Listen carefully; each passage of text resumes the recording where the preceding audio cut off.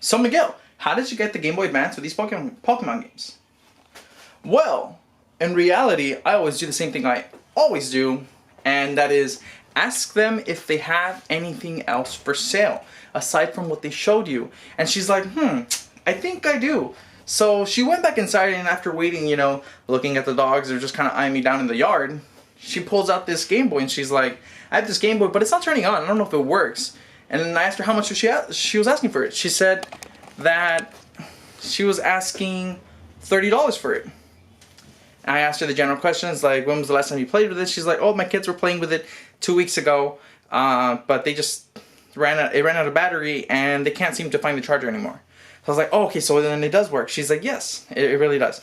And typically with these Game Boys, like, they're really easy to repair, and when they're not working, even in a very poor state, when they're broken, they're still worth around $30. So, you know what, take the risk. If I ended up selling it online, I'll probably lose $5. But if everything's perfectly, I can sell this item for $50 to $60. So that's why not take the risk? I was already out there. So I thought I'd just show you, like, generally what I collect. Lately I've been really into the Nintendo handheld market.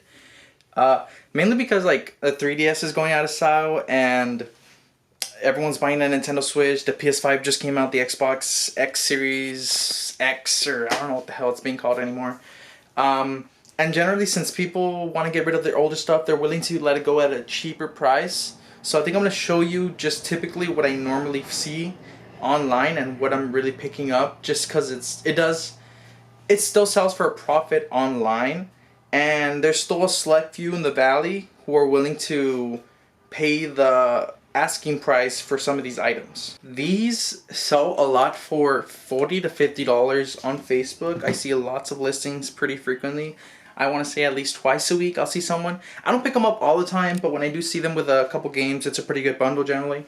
These tend to sell, I want to say on the lower end, $70 if they're really beat up to $80, $85, sometimes even $100 if they come with a game and a charger. And from my experience, it usually takes a while to sell too. So for a quick sell, I want to say these sell for around $80 plus shipping without a charger, which I have done before.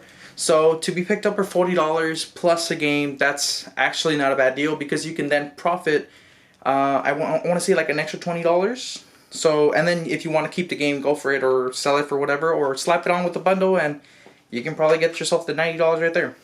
So this one's really good. Now, the one I see a lot on Facebook, and they're usually asking way too much for, is the 3DS XL, the new one, the new model, whatever they're calling it. They have a lot of models of them. And so the problem with this one is that people usually ask for around, like, they're asking $100, and these are only really worth like $110 on eBay. So after fees, taxes, you're not making much money. I think you're actually losing money. The best time to buy these are when they're in bundles, and they actually make really good Christmas presents because, like I said, some people are willing to get rid of the stuff just because it's taking up space, it's older, and they want to get the new thing right away. So that's when you get to take advantage. That's when people like me get to swoop in, get those deals, right?